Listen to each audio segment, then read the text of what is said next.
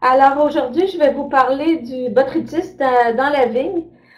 Ceux qui me connaissent savent que c'est un champignon que j'aime beaucoup. Alors on pourrait en parler pendant des heures, mais j'ai essayé de résumer un peu les éléments importants, puis de présenter ça en termes de le champignon qu'on pense bien connaître, mais qui dans les faits est un petit peu plus complexe que ce qu'on pourrait penser. Et j'aimerais qu'on passe quand même passablement de temps à discuter ou enfin à parler des stratégies de lutte. Je vais simplement glisser un petit mot à la fin sur la résistance aux fongicides parce que ça a fait l'objet de plusieurs autres présentations.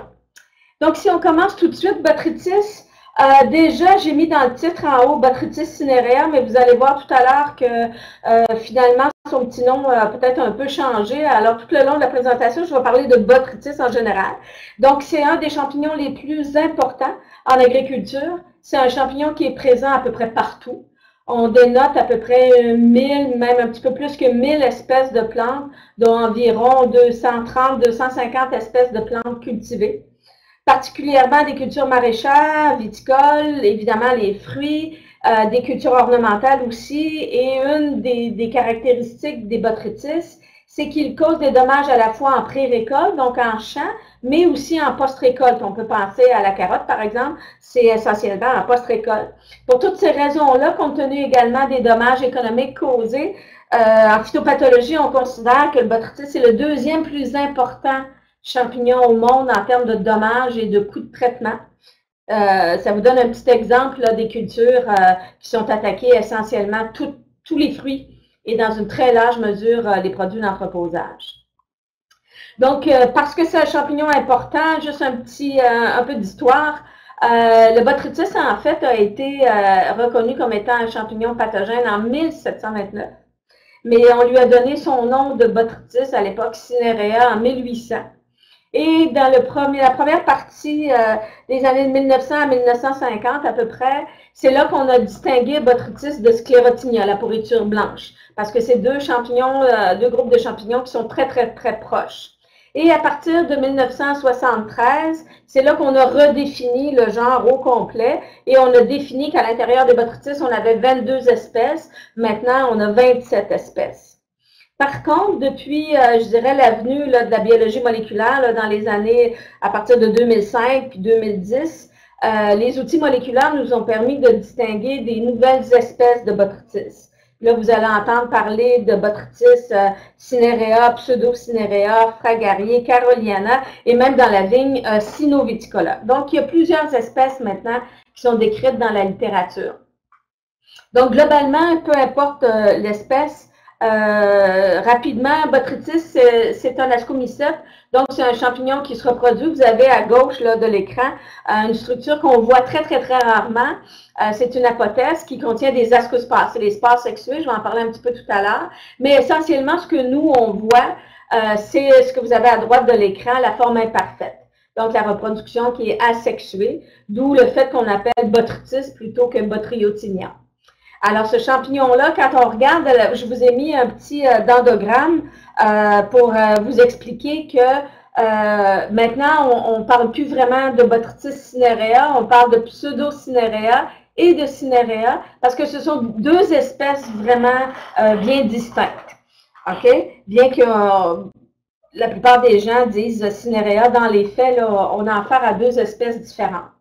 Et en plus des deux espèces, on trouve des groupes génétiques. J'en parle, je sais que c'est un peu technique, mais j'en parle maintenant parce que ça a des implications tant au niveau de la résistance aux fongicides qu'au niveau de l'agressivité et même au niveau de leur épidémiologie. Donc, on a à l'intérieur du classique cinerea, si vous voulez, deux groupes. Le groupe 1, qui sont des isolats qui ont la capacité de s'échanger du matériel génétique.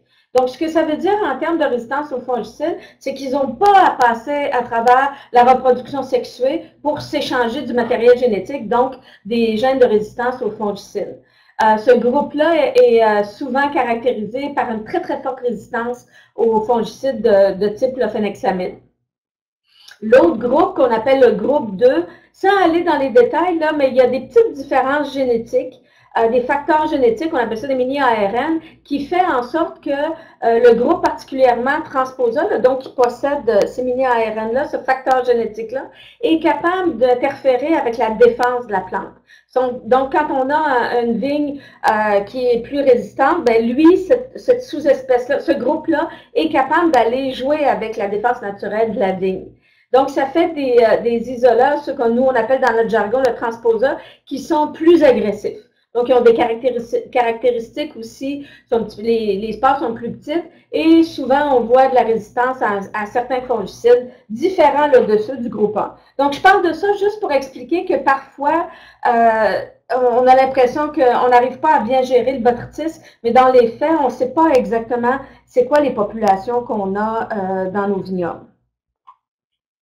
Donc, comme j'ai mentionné, on a deux formes de reproduction sexuée. La reproduction sexuée, deux formes de reproduction, pardon. La reproduction sexuée, vous ne le verrez pas dans les vignobles. C'est très, très rare qu'on les voit. J'ai mis des petites photos en bas des apothèses. Moi, j'en ai jamais vu autre que dans mon laboratoire. Ce qu'on voit, c'est essentiellement la reproduction asexuée. Donc, vous avez à votre droite complètement là, des sclérotes. C'est une masse de mycélium compacté qui se tient sur les tiges, sur les baies et qui permettent aux champignons là, de se maintenir là, pendant l'hiver. Donc, ce qu'on voit, là, la moisissure grise, là, dans le fond, la pourriture grise, ce sont les conidies issus de la reproduction asexuée. D'accord? Donc, botrytis a un cycle assez classique là, pour les ascomycètes. À l'automne, le champignon va hiverner sous forme de sclérote. Encore une fois, les apothèses, les structures sexuées, on ne les voit pas. Mais les sclérotes, c'est des structures vraiment de conservation. C'est super dur, c'est mélanisé. Ça peut supporter des températures vraiment très, très froides. Et au printemps, ce sont ces sclérotes-là qui vont germer et qui vont démarrer les infections, qui vont dérouler là, toute la saison jusqu'à l'automne pour produire des nouvelles sclérotes. Donc, évidemment, tout ça, là, ça a des conséquences au niveau de l'épidémiologie. Alors, j'ai essayé de regrouper l'épidémiologie en fonction de comment on peut utiliser cette information-là après ça là, pour gérer le botrytis. Donc, la première des choses, évidemment, c'est les sources d'inoculums. Comme j'ai mentionné, botrytis, il y en a partout. Ça attaque beaucoup de plantes, incluant des mauvaises herbes. Mais il reste que les études démontrent que la principale source d'inoculum, elle est vraiment dans le vignoble. Et on retrouve au printemps, donc, les sclérotes sur le bois, les rafles, les baies qui n'ont pas été récoltées, qui sont soit tombées au sol ou restées sur les treillis, sur les fils, sur les feuilles tombées au sol aussi à l'automne. Puis là, j'ai mis un point d'interrogation quant à la survie dans les bourgeons. En Europe, c'est possible dans des endroits plus avec un hiver plus clément. Au Québec, on ne sait pas encore, mais j'imagine qu'avec les changements climatiques, ce sont des choses qui arriveront possiblement. Pendant la saison, bien qu'on a l'impression que c'est vraiment une maladie de baies, dans les faits, puis vous avez des photos ici à votre droite sur les feuilles, dès qu'une feuille est endommagée, botrytis peut l'attaquer, évidemment les capuchons fleuraux, les fleurs et les baies endommagées. Puis ça, c'est vraiment important parce que c'est ça qu'on doit suivre si on veut estimer les risques de botrytis. Donc, dans les faits, c'est un champignon qui est à la fois un saprophyte, donc il vit sur des tissus morts, et un parasite parce qu'il est capable d'infecter les fleurs et de rester en période de latence dans les fleurs. Son avantage, si vous voulez, c'est un champignon qui sécrète des enzymes, on appelle ça des pectinases, et ça lui permet de dégrader les cellules, essentiellement des feuilles et surtout des tissus en décomposition. Par contre, pour ce qui est des baies, ça prend une ouverture, qu'elle soit naturelle ou mécanique, mais ça prend une fissure quelque part là, sur la peau du raisin pour qu'il puisse rentrer. Je parlais à des collègues pour préparer le webinaire qui sont en Nouvelle-Zélande et ils me disaient, ben, les fleurs de vigne, c'est des capteurs de spores. Moi, je pensais qu'on me parlait de capteurs de spores. Je disais, non, non, non, non, non. Les fleurs de vigne, ce sont vraiment des capteurs de spores. La façon dont la fleur est faite, les spores de botrytis peuvent être pris à la base de la fleur. Alors, je ne sais pas si vous voyez avec ma souris ici, là, mais en fait, j'ai mis des flèches de toute façon. Et souvent, les capuchons, puisque quand ils deviennent sénescents, donc c'est un bon support pour produire des conidies. Alors, botrytis fait son inoculum sur les capuchons, puis là, il va aller s'installer là, vraiment là, sur le réceptacle. Et en plus, ça le protège de la lumière et ça lui fournit des conditions en général d'humidité suffisantes pour être capable d'infecter. Donc, c'est quoi les conditions qui font en sorte que botrytis va infecter les fleurs de vigne? Il y a deux écoles de pensée, si vous voulez, ou deux études qui ont donné des résultats quand même qui se ressemblent. Il y a la règle assez simple du 15-15, pardon. Alors, ça nous prend 15 heures d'humidité ou de mouillure ou de rosée, d'une présence d'eau libre à 15 degrés Celsius pour que les fleurs soient infectées. Par contre, comme j'ai mentionné, la condensation dans les fleurs, certaines études démontrent que même si on mesure l'humidité à l'extérieur de la fleur, la condensation peut être importante et on peut accumuler là, facilement ce 15 heures-là. Ensuite, vous avez à droite là, le graphique plus à 3 dimensions, des études qui ont été faites en cabinet de croissance, puis qui se rejoignent un peu ça. Là. Les différentes couleurs vous donnent différents indices de risque. Donc, les risques commencent à être élevés là, vraiment à partir de 15 degrés. Et lorsqu'on a effectivement au moins 10 heures de mouillure dans ce cas-ci ou d'humidité relative élevée. Par contre, il faut faire attention, l'infection ou la sévérité, si vous voulez, va dépendre de la quantité d'inoculum qu'il y a dans l'air ou sur les capuchons, donc pour infecter les fleurs. Une des caractéristiques très particulières de botrytis qu'on retrouve chez très peu d'autres champignons, ce sont les infections latentes. Donc, quand les fleurs sont infectées, botrytis, les spores vont germer, vont rentrer jusque dans l'ovaire, mais les fleurs de vigne et les jeunes baies contiennent des produits naturellement qui sont antifongiques. Donc, la croissance, elle est stoppée en fait. Et elle va reprendre plus tard quand le raisin va maturer. Donc, parfois, mais c'est très, très rare, j'ai mis une photo, celle en haut à droite, où on va voir des jeunes baies infectées, mais c'est dans des saisons, dans des vignobles où l'inoculum était très élevé, puis on avait des périodes d'humidité relative ou de pluie là, vraiment longues avec des chaleurs importantes, où là, on va voir des infections comme ça, mais en général, on ne les voit pas. On va les voir seulement quand la concentration de sucre dans le raisin va augmenter et qu'au fur et à mesure que la saison avance, il va avoir des brisures, donc il va avoir des tissus sénescents. Il ne faut jamais oublier que botrytis, à part au moment où il est enfermé dans les fleurs, aime le tissu vieillissant. Évidemment, on va le revoir après. On aimerait ça pouvoir faire le lien entre les infections pendant la floraison et les dommages à la récolte, parce qu'il peut se passer quand même passablement de temps entre les deux. Mais c'est une relation qui est assez mal documentée. Dans les faits, c'est pas toutes les infections de fleurs là, qui sont latentes qui vont nécessairement se développer en pourriture de fruits. À ma connaissance, il y a seulement qu'une étude de gens en Nouvelle-Zélande. Ça n'a même pas été publié. Là, ils me l'ont envoyé là, gentiment. Et ce que vous avez dans le graphique ici, vous avez le pourcentage de baies infectées au moment de la fermeture de la grappe, puis la sévérité à la récolte. Puis, bon, bien que ce soit exprimé en log, là, je vous ai mis l'équivalent en pourcentage. Dans les faits, là, entre 0 et 10 de baies infectées au moment de la fermeture de la grappe, c'est à peu près n'importe quoi. Là. Ça varie entre moins de 1 jusqu'à 50 à la récolte. Donc, c'est vraiment difficile là, de prévoir, si vous voulez, à partir des infections de la fleur, exactement combien on va avoir de dommages là, à la récolte. Ça serait bien, mais ça ne fonctionne pas comme ça.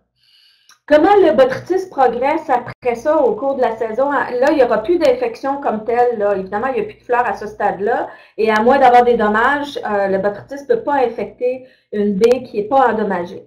Par contre, au fil de la saison, on a souvent des débris là, qui sont pris dans les grappes. Et là, si l'humidité et les conditions sont favorables, bien là, ça va infecter les raisins. Donc, on a une transmission, là, si vous voulez, de baie à baie. C'est la photo de gauche, vous voyez dans le centre une baie qui avait été endommagée. Peut-être qu'il y a eu un dommage d'insecte ou quelque chose. Là, les deux baies côte à côte sont endommagées. Donc, ça, c'est de baie à baie. Puis, évidemment, de grappe à grappe, là, quand les grappes sont trop tassées, ben là, ça fait en sorte que le botrytis va se propager. Ensuite, botrytis peut aussi se propager sur des plus grandes distances, mais vraiment, en général, là, c'est au moins à l'échelle du vignoble. Donc, c'est quoi les conditions qui font en sorte que le botrytis va décider de sporuler? Ben, vous avez un exemple ici, là, sur la photo, vous avez des petites baies avortées, là. Donc, il y avait un problème là, sur cette grappe-là. Et là, ben, si l'humidité relative est élevée, vous pouvez regarder là, à partir de 80% d'humidité relative. Ça, c'est à 20 degrés, mais plus entre 15 et 25 degrés, là, c'est les températures optimales. Puis là, on parle de millions de spores par gramme de débris. Fait que ça n'en fait pas tant que ça là, dans un gramme. Là. Donc, ça ne prend pas grand-chose pour avoir des quantités astronomiques d'inoculants. Qu'est-ce qui va faire en sorte que les baies vont être infectées? C'est des conditions un peu semblables aux infections des fleurs. Là, je vous donne deux exemples de graphiques ici. Un qui est vraiment là, suite à la mouillure sur les baies, et à droite, c'est l'humidité relative. Donc, essentiellement, là, si, encore une fois, là, les températures, on peut dire entre 15 et 25. Donc, c'est rarement la température qui est limitante là, durant l'été. Ça va être plutôt la quantité de pluie ou d'humidité relative élevée. Là. Donc, toutes les rosées, la pluie et la condensation, si ça dure, là, on peut regarder dans le graphique, là, si on parle d'une prévision autour de 50%, bien, on est là entre plus d'une quinzaine d'heures. Donc, ça prend un peu plus de durée de mouillure ou d'humidité relative élevée pour infecter un fruit que pour infecter la fleur. Puis, encore une fois, ça dépend de la quantité de spores qu'il y a dans le vignoble, bien que si la transmission, elle se fait de baie à baie ou de grappe à grappe, en général, l'inoculum n'est pas limitant.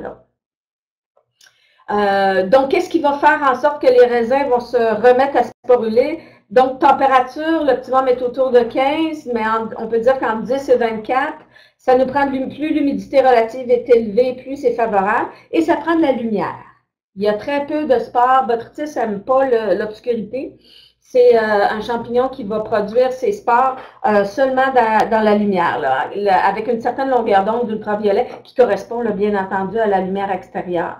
Donc, des journées ou des périodes peuvent être très pluvieuses, mais très nuageuses, il y a moins de soleil. Donc, on a plus d'humidité, on favorise la sporulation, mais il y a moins de lumière, donc ça défavorise la sporulation. Donc, si on met tout ça un peu ensemble, on essaie de regarder là, comment on peut prédire la sporulation ou le développement du botrytis, ben, on peut regarder ici, je vous ai mis ça dans un modèle de degré jour. Donc, le pourcentage de baies infectées dépend évidemment de l'accumulation de température. Là, ici, c'est sous condition, ces auteurs-là l'ont fait sous condition d'humidité ou de mouillure. Ça prend à peu près 175 degrés jour pour que 50% des baies se mettent à sporuler. Donc, dans les faits, j'ai pris une moyenne, là, vite. Si on regarde à une moyenne là, durant la journée de 17 degrés, 17,5, ben, ça prend à peu près 10 jours pour qu'on ait une nouvelle sporulation. En fait, que 50% des baies infectées se mettent à sporuler. Tout ça pour dire qu'on a tendance à focuser beaucoup dans la gestion du botrytis sur les infections pendant la floraison, mais il ne faut pas oublier que le botrytis va progresser aussi tout au long de la saison dès qu'il y a un peu de tissu qui est sénescent là, ou qui est endommagé. Donc, grosso modo, oui, les infections de fleurs, elles peuvent être latentes, elles vont se développer à la maturité du raisin, mais très difficiles à prédire. Par contre, les baies, dès qu'il y a un dommage sur les baies, ça peut être tôt en saison. Là. Moi, j'ai eu des parcelles où il y a eu des dommages de grêle, par exemple, sur des baies vertes, et elles ont été infectées à ce moment-là par le botrytis parce qu'il y avait une ouverture. Puis après ça, ben, dès qu'il y a des conditions favorables puis qu'on a dans une grappe une baie infectée, ben là, ça va commencer à se propager à l'intérieur d'une même grappe, puis ensuite d'une grappe à l'autre. Et ça, évidemment, plus le taux de sucre, donc plus le raisin est mature, plus cette progression-là, elle va se faire rapidement.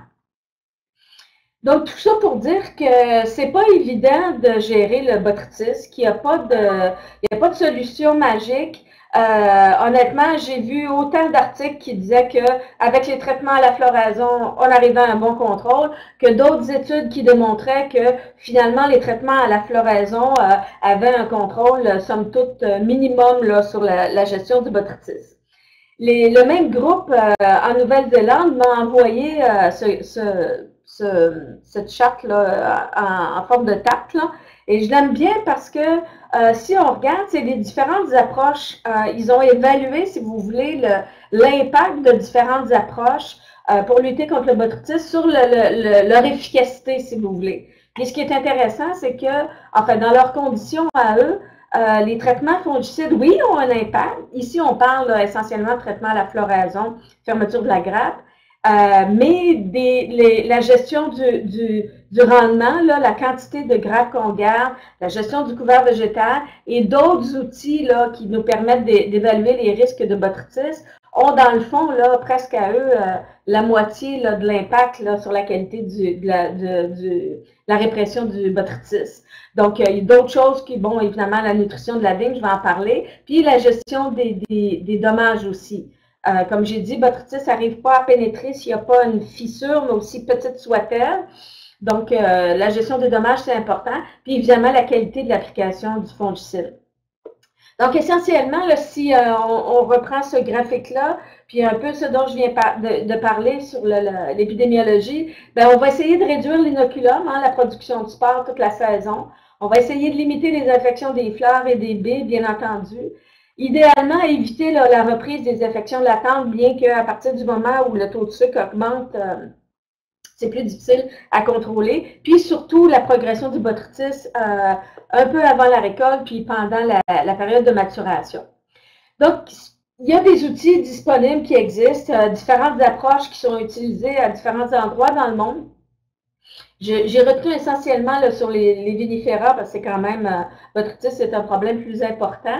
En Europe, on utilise beaucoup l'indice de Crespi, là, qui est un indice global pour la parcelle, qui, dans le fond, pardon, permet de mesurer si la parcelle est à risque en fonction un peu des mêmes critères là, que le graphique de Nouvelle-Zélande, dans la mesure où on va regarder la fertilisation, l'aération entre les rangs, etc., etc. Et à partir de ça, si la parcelle est plus ou moins à risque, on va faire des traitements. Excusez-moi.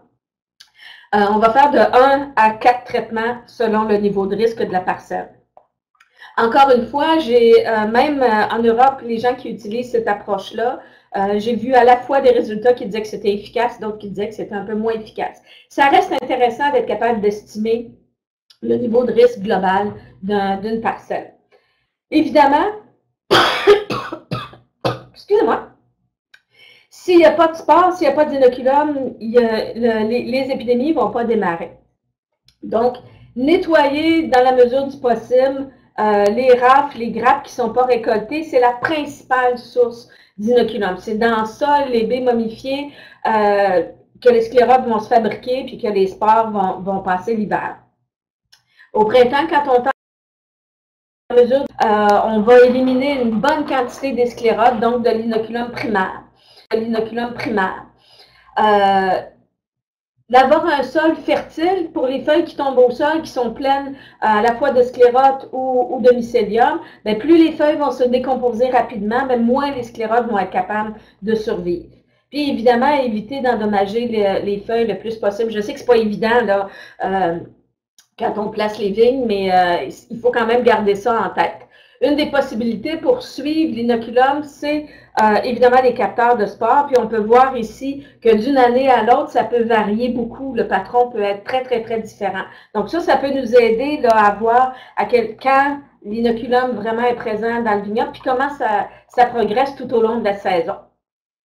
Donc, si on veut limiter les infections sur les fleurs et les baies, ben, le traitement classique, hein, 80% de chute des capuchons, comme je l'ai expliqué, c'est vraiment ce moment-là là, que les infections de fleurs se produisent. Ensuite, de bien faire attention, si la période de floraison s'étire, ça va augmenter le risque. Donc, on suit la période durant laquelle les capuchons vont chuter, période de floraison. Et si c'est une période qui est très humide, chaude et humide, on peut assumer que ces infections-là vont se développer en infection latente à la fin de la saison.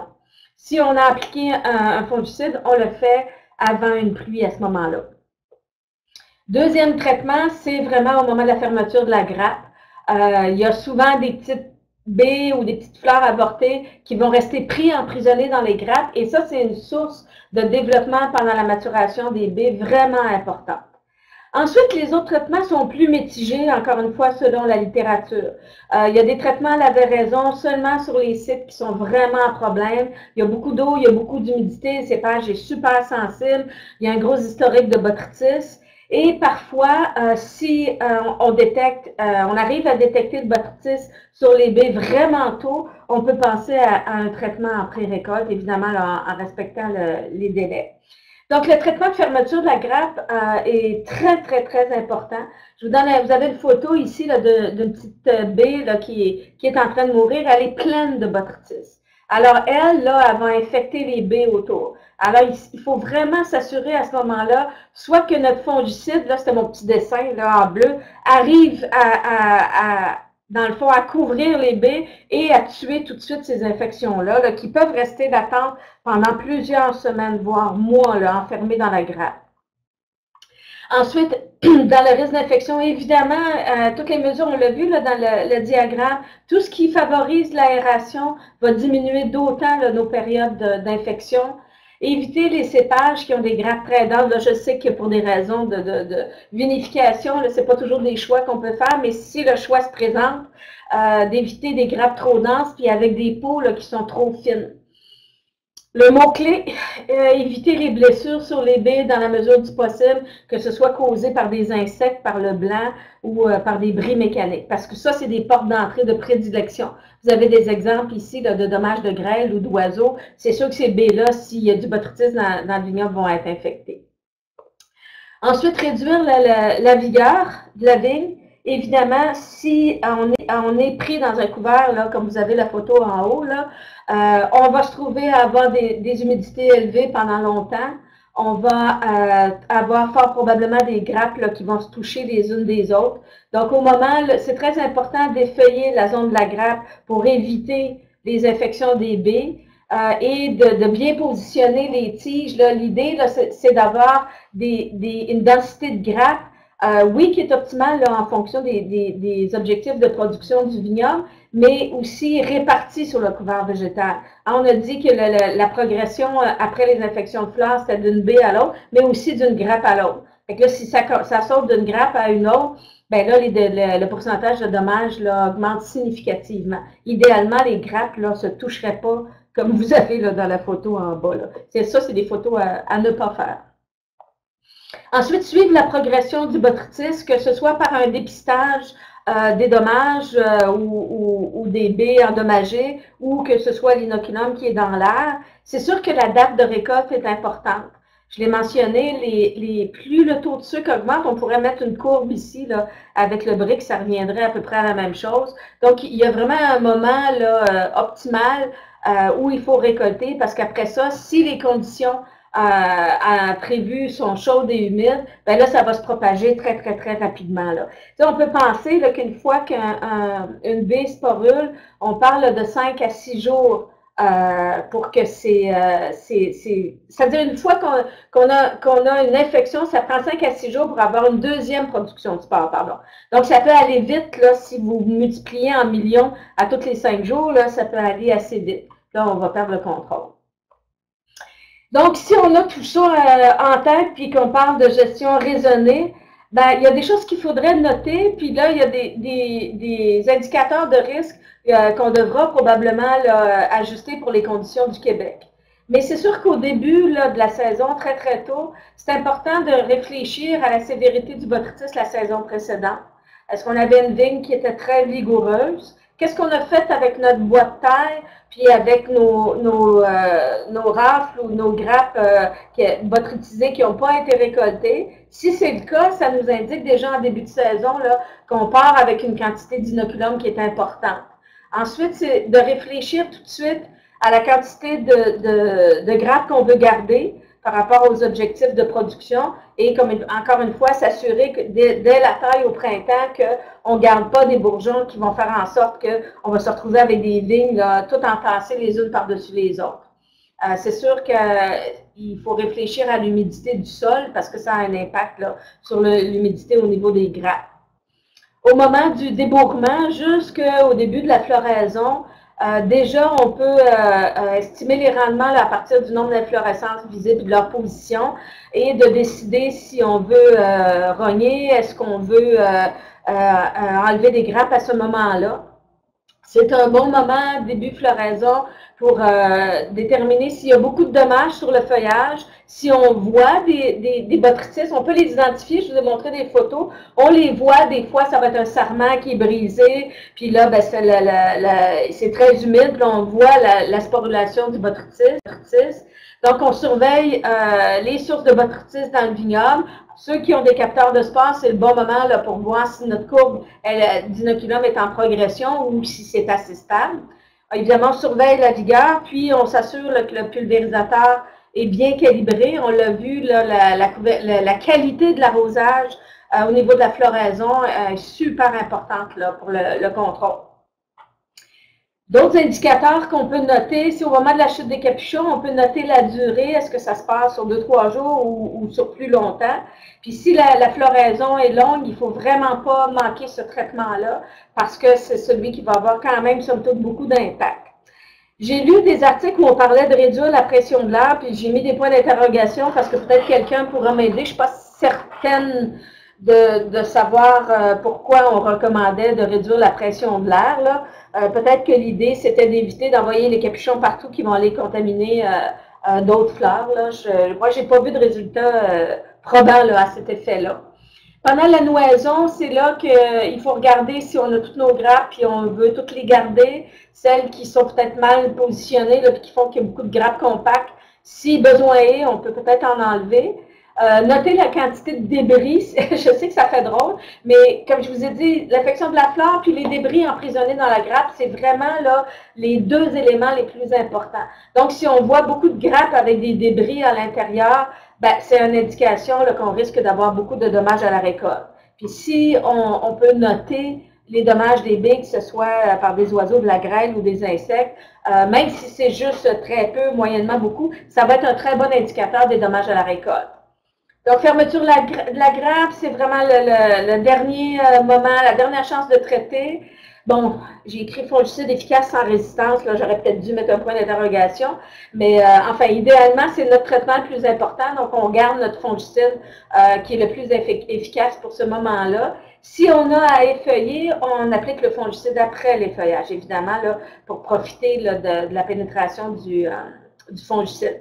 On continue tout le temps de noter les dommages sur les baies si on est capable. Et pendant la véraison, donc, seulement dans les parcelles où on a un risque élevé, on va appliquer. Donc, ça veut dire qu'on a pas mal de dommages. On a vu du botrytis, que ce soit sur des fleurs, sur des capuchons, sur des parties endommagées. Donc, on sait qu'on a un risque, on peut faire le choix à ce moment-là de faire un autre traitement fongicide. On continue toujours de noter les dommages sur les baies. Donc, en pré-récolte, encore une fois, si c'est possible, si on a vraiment là, excusez-moi l'anglicisme, des hotspots là, où on a vraiment beaucoup de dommages, c'est possible d'enlever les grappes vraiment très endommagées, ben, ça peut être une bonne stratégie là, pour éviter que ça se propage trop, puis de les noter aussi pour la saison suivante. OK?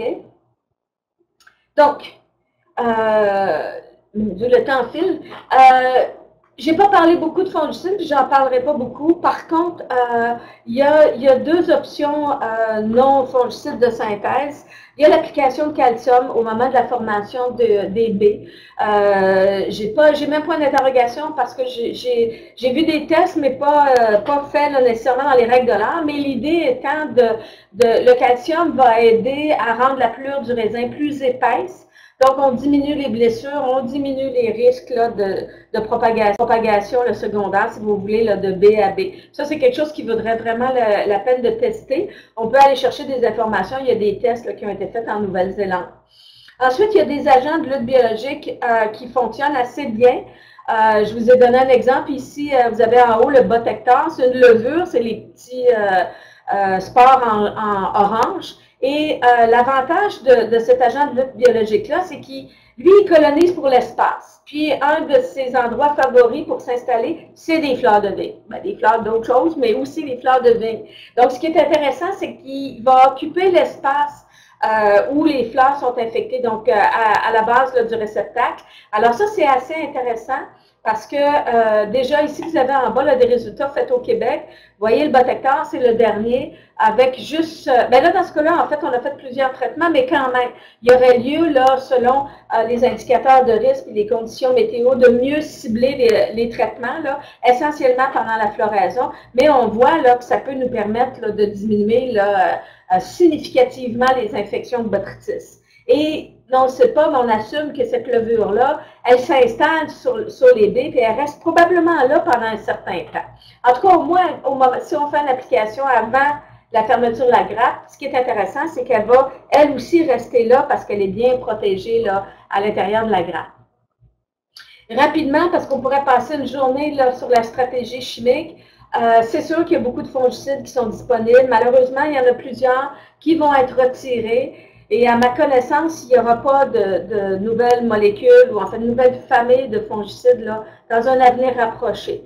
Donc, on essaie de faire bien attention à la gestion de la résistance. Je sais qu'il y aura des inventaires de résistance aux fongicides qui seront faits dans les 2-3 prochaines années, entre autres dans les vignobles. Mais si vous êtes en mesure de faire évaluer le niveau de résistance, puis de garder les fongicides pour lesquels il y a très peu de résistance là, pendant les moments critiques, ben, c'est sûr que c'est une bonne stratégie. Juste rapidement, un exemple, c'est des données qui datent là, déjà de plus de 10 ans. Les résistances sont très élevées au Québec. Ça, c'est dans des vignobles. On était autour de 60 pour Boscalide, on est autour de 80-85 maintenant. Strobilurine, on était à 100, ça ne va pas diminuer. D'autres fongicides, il y en avait très peu. L'évêque, maintenant, on sait que la résistance, et la dernière fois que j'ai vu un inventaire, c'était autour de 30-40 Scala Vanguard, même chose, c'est sûr que ça a augmenté là, dans les 10 dernières années. Donc, rapidement, qu'est-ce qu'on pourrait faire pour essayer d'estimer les risques? Il y a des équipes en Europe puis en Nouvelle-Zélande qui travaillent sur un test, si vous voulez, qui serait un indicateur à partir de petites baies. Qui sont mis dans des petites chambres comme ça, c'est dans des petites boîtes là, sur des grillages. On referme la petite boîte, puis on met ça à la lumière, à l'humidité, puis ça nous donne une idée. Bon, ben là, je vous ai mis une plaquette où la plupart des baies, sauf peut-être une, ont développé du botrytis, mais ça nous donne une indication quand même du risque qu'on va avoir à la récolte. Donc, encore une fois, je sais que c'est pas... tout le monde aimerait ça, avoir une solution magique, mais dans le cas du botrytis, il n'y en a pas. Puis, je ne pense pas qu'il va en avoir une à long terme. Moi, j'aime beaucoup, encore une fois, ce graphique-là parce qu'il démontre assez clairement là, que la gestion là, de la quantité de grappes, du couvert végétal et d'utiliser des indicateurs comme ceux dont j'ai parlé.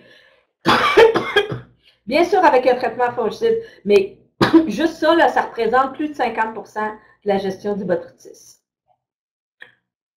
Donc, bon, j'ai tenu mon 40 minutes bien pile. Excusez-moi.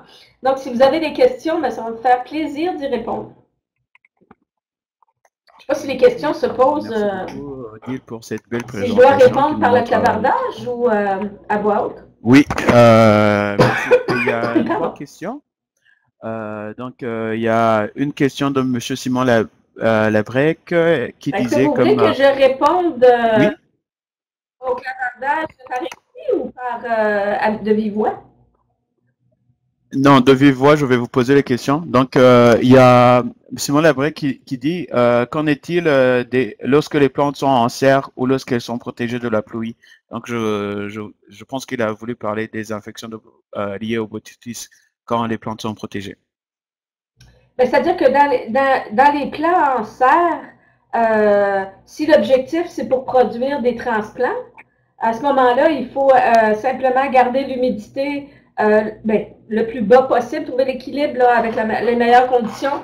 Même chose pour la température le plus basse possible et surveiller le feuillage. Sauf que, à moins que ce soit une production de raisins en serre, si on parle de production de plants, mais évidemment, il n'y aura pas de dommages là, sur des baies, il n'y aura pas de floraison. Les plants vont être gardés 1 an ou 2, j'imagine qu'on enlève les fleurs.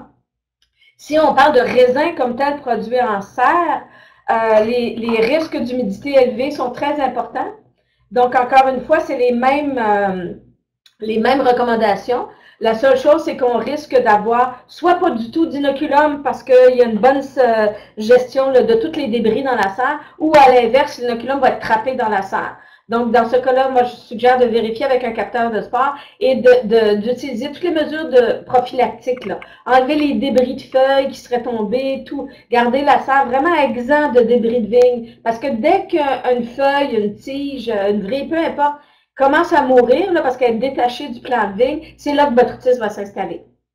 Donc, les mesures là, de prophylaxie sont très importantes en serre. En vignoble aussi, là, mais c'est plus facile en serre.